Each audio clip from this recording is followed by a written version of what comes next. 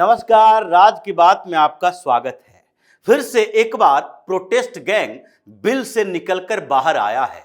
दिल्ली से बंगाल तक, कर्नाटक से कश्मीर तक हर जगह पर प्रोटेस्ट की तैयारी चल रही है या प्रोटेस्ट हो रहा है।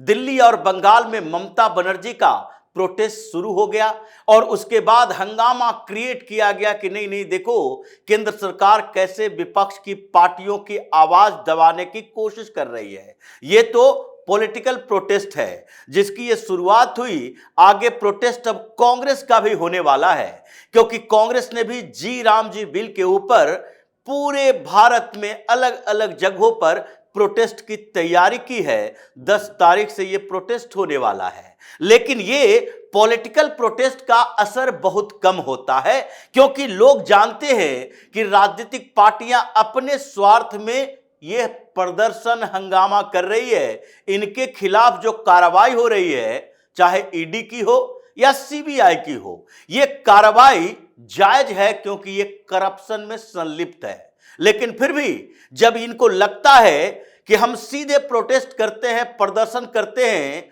सरकार को घेरने की कोशिश करते हैं, तो असर ज्यादा नहीं पड़ता, तो ये अपने पीछे खड़े हुए कुछ लोगों को सामने लाते हैं। कुछ संगठन जो कि राजनीति से सीधी तरीके से जुड़ी हुई नहीं है, कुछ एनजीओ जो राजनीति से सीधे तौर पर जुड़े हुए नहीं हैं, उन लोगों को वाइब्रेट करता है, एक्टिवेट करता है और फिर मीटिंग सेटिंग का दौर चलता है और वही स्थितियां अब सामने आ रही है। सुप्रीम कोर्ट में एक सुनवाई सोनम वांगचुक के ऊपर, और उनकी पत्नी ने कहा कि देखिए 100 दिन से ज्यादा हो गए हैं, लेकिन जो एनएसए लगा हुआ है सोनम वांगचुक के ऊपर वो हटाया नहीं जा रहा। उनके सारे एविडेंस ये बताते हैं कि लद्दाख के और लेह में जो प्रोटेस्ट हुआ, हंगामा हुआ, आगजनी की गई, जिसके कारण पैरामिलिट्री फोर्सेस को गोलियां चलानी पड़ी, 4 से ज्यादा लोगों की मौत हो गई, उसके लिए जिम्मेदार सोनम वांगचुक नहीं है, क्योंकि वो तो चाहता था कि शांत हो जाए प्रोटेस्ट, लेकिन उसके जो वीडियो हैं वो दबा दिए गए। वीडियो में वो साफ तौर पर कहता दिख रहा है कि नहीं नहीं, ये प्रोटेस्ट हंगामा करने की जरूरत नहीं है, शांतिपूर्ण प्रदर्शन करो। ये सुप्रीम कोर्ट में उसकी जमानत की याचिका के सुनवाई के समय इन लोगों ने कहा। लेकिन दूसरे तरफ जो सरकार के तरफ से कहा गया है, जो पुलिस के तरफ से बात रखी गई है, जो एविडेंस रखे गए हैं, उसमें साफ तौर पर यह कहा गया कि ये सीसीटीवी फुटेज मत देखिए, इसके पीछे के इंटेंशन और पूरी कड़ियों को जोड़िए तो पता चलेगा कि ये सोनम वांगचुक चाहता क्या था। इसका कनेक्शन कैसे पाकिस्तान से रहा, इसका कनेक्शन उन पॉलिटिकल पार्टियों के नेताओं के साथ रहा जो कि अराजकता पैदा करने की कोशिश कर रहे थे। इसका कनेक्शन कैसे जम्मू कश्मीर के अभी अब्दुल्ला शासन से रहा, जो कि चाहता था कि अगर लेह जलेगा, लद्दाख में हंगामा होगा, तो उसके बाद कश्मीर में पूर्ण राज्य का दर्जा की जो मांग चल रही है, उस पर अमित शाह, पीएम मोदी दोनों तैयार हो जाएंगे। और ये पूरी कॉन्स्पिरेसी जो साजिश चल रही थी, उस साजिश को सुप्रीम कोर्ट में रखा गया। इसको सजा तो अभी खत्म नहीं होगी, न ही इसे जमानत मिलेगी, लेकिन एक एक कड़ियां जुड़ रही है। और इस बीच जिस तरीके से सोनम वांगचुक के पूरे गैंग के लोग, जिन लोगों ने मिलजुल कर लेह को जलाने की कोशिश की थी, फिर से एक्टिव हो गया है। वो फिर एक विरोध प्रदर्शन की तैयारी कर रहा है, बड़े प्रदर्शन। और जब इसका प्रदर्शन होता है तो फिर भारतीय जनता पार्टी के दफ्तर पर पत्थरबाजी की जाती है।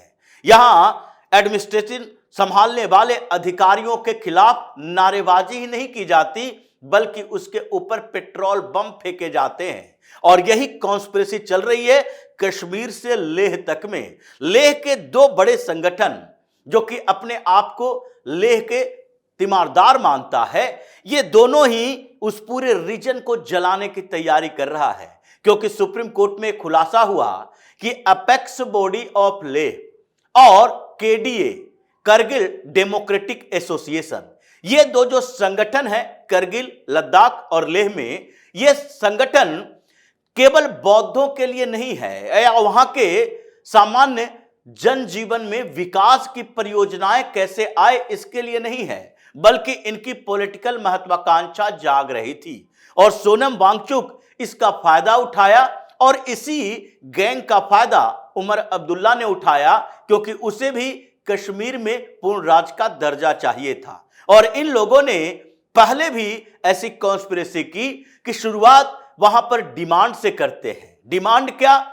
जो कि लेह लद्दाख को पहले यूनियन टेरिटरी बनाने की डिमांड चल रही थी, वो डिमांड कमजोर हो गई, क्योंकि यूनियन टेरिटरी तो वो बन गया। अब आगे क्या करना है, क्योंकि इनकी पॉलिटिकल महत्वाकांक्षा बढ़ी और ये पॉलिटिकल महत्वाकांक्षा वहां के मुख्यमंत्री बनने, वहां पर प्रशासन को अपने कंट्रोल में रखने, मंत्री बनने की थी, सरकार बनाने की थी। और इसके लिए इसने कॉन्स्पिरेसी कहां की? श्रीनगर में इनकी बैठकें हुई और उसके बाद इसके पुराने रिकॉर्ड बताए गए कि देखिए सोनम वांगचुक जो कि बॉर्डर स्टेट में रहता है, लेह लद्दाख, वो जगह जहां पर चीन और पाकिस्तान दोनों की नजरें होती है, घुसपैठ होता है उस इलाके में। और पाकिस्तान को ऐसे लोगों की जरूरत है जो आईएसआई का एसेट बन सके, और उसके लिए सबसे बेहतर जगह होती है एनजीओ में काम करने वाले लोग, क्योंकि ये क्लाइमेट चेंज, इन्वायरमेंट के मुद्दे उठाते हैं, पहाड़ों में रहते हैं, वहां के लोगों के साथ कनेक्ट होते हैं, तो इनके पक्ष में लोग भी होते हैं। और इसलिए जब चाहो इसका इस्तेमाल कर सको, इससे इंफॉर्मेशन भी लो और इसका इस्तेमाल प्रोटेस्ट के लिए भी करो, हंगामा खड़ा करने के लिए, क्षेत्र में अराजकता जैसी स्थिति पैदा करने के लिए। और जब अराजकता की स्थिति पैदा होती है तो उसमें पुलिस की भूमिका, पैरामिलिट्री फोर्सेस की भूमिका होगी, और जब यह भूमिका उनकी होगी यानी कि गोलियां चलाई जाएगी, अगर कुछ मर गए तो वहां के लोगों के अंदर आर्मी, पैरामिलिट्री फोर्सेस, पुलिस के प्रति अविश्वास पैदा करो। जो पूरी कॉन्स्पिरेसी कश्मीर के अंदर की गई थी, घाटी के क्षेत्र में, जहां पर आर्मी की एंट्री क्यों हुई, पैरामिलिट्री फोर्सेस को इतना सख्त रवैया क्यों अपनाना पड़ा? क्योंकि वहां के राजनीतिक पार्टियां लोकल लोगों के अंदर अविश्वास पैदा करती रही, पाकिस्तान के साथ कनेक्शन दिखाती रही। अब्दुल्ला परिवार हो या महबूबा मुफ्ती का परिवार हो, ये दोनों शासन करते रहे और वहां पर पाकिस्तान के सपोर्ट में आतंकवादी गतिविधियां बढ़ती रही। इन लोगों ने भी इनडायरेक्ट तरीके से कश्मीर को पाकिस्तान के साथ जोड़ने की कोशिश की। भारत सरकार के साथ हमेशा डिमांड की कि नहीं, पाकिस्तान मीडिएट करेगा कश्मीर की समस्या का समाधान, बिना पाकिस्तान से बातचीत किए नहीं हो सकती है। और फिर घाटी के क्षेत्र के मुसलमानों की महत्वाकांक्षा बढ़ी, पाकिस्तान प्रायोजित आतंकवाद और पैसे आए, और उसके बाद जब इन लोगों ने पथराव शुरू कर दिया, पत्थरबाजी करने लगे, जब ये जगह जगह पर विस्फोट करने लगा, बच्चों का इस्तेमाल किया जाने लगा ग्रेनेड फेंकने के लिए, तो आर्मी ने सख्ती दिखाई, गांव गांव में सर्च वारंट इश्यू हुआ, और उसके बाद इसके जो कॉन्स्पिरेसी थी वो नेक्स्ट लेवल पर पहुंची, यानी वहां के लोगों के मन में आर्मी के प्रति नफरत पैदा की गई। क्योंकि देखो, तुम्हारे परिवार के उन लोगों को आर्मी ने पीटा है, मारा है, जेल में डाला है, पैरामिलिट्री फोर्सेस के खिलाफ, और फिर भारत की सरकार के खिलाफ, भारत के खिलाफ उसके अंदर नफरत पैदा की गई। और यही साजिश लेह लद्दाख करगिल में चल रहा था कि इन लोगों को यही मान रहे थे कि नहीं, अभी कुछ नहीं हुआ है, अभी ये प्रोटेस्ट धीरे धीरे बढ़ता जाएगा, पुलिस को सख्त कार्रवाई करनी पड़ेगी, पैरामिलिट्री फोर्सेस उतारना पड़ेगा, आर्मी भी, चूंकि बॉर्डर इलाका है, चीन और पाकिस्तान का क्षेत्र है, कश्मीर के घाटी की तरह आर्मी को यहां सख्त होना पड़ेगा।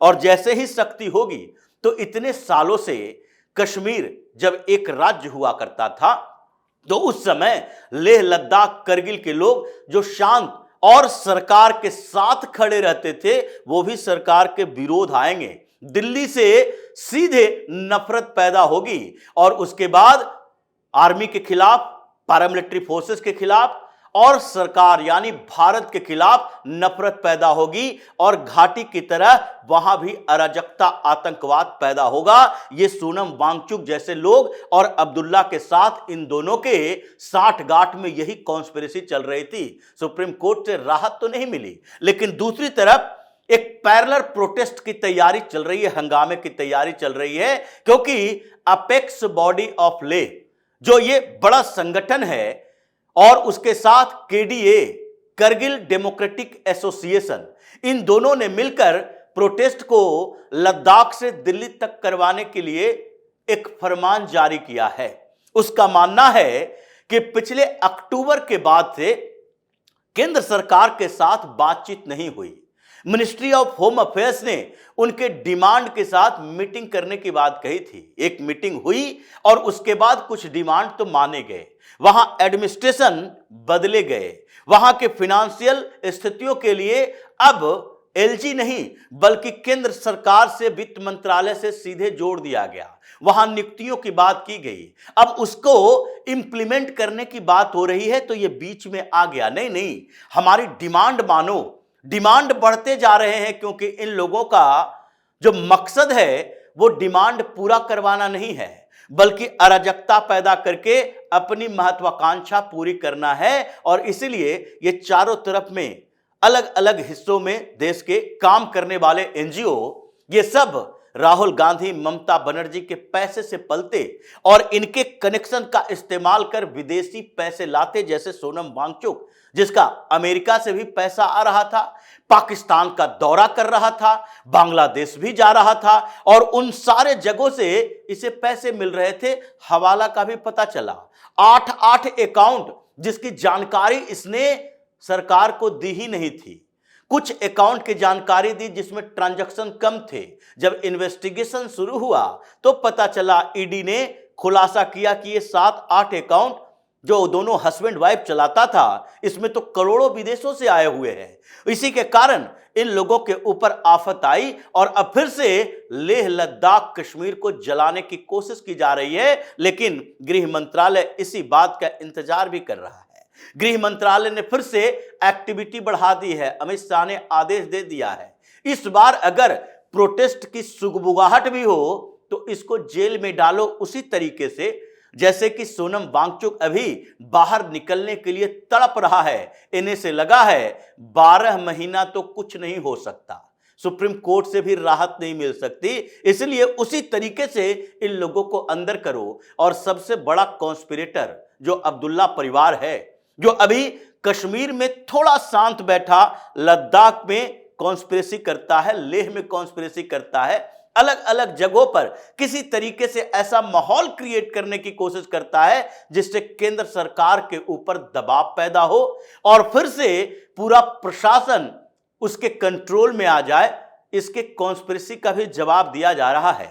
कश्मीर, लद्दाख पूरे क्षेत्र से ये मौलाना शासन के खात्मे की तैयारी अमित शाह कर रहे हैं और इसलिए परेशानी इन लोगों की बड़ी है। करगिल जैसा क्षेत्र जहां 40% से ज्यादा मुसलमान हो गया, ये धीरे धीरे बौद्धों को वहां से भगाया जाने लगा, डेमोग्राफी चेंज कर दी गई। और वो बॉर्डर इलाका जहां पाकिस्तान कभी हमला करने की तैयारी किया था, कारगिल युद्ध भी हुआ, लेकिन अभी की स्थिति ये है कि ये आपस में लड़ते रहे, वहां का सांसद मुसलमान बनेगा।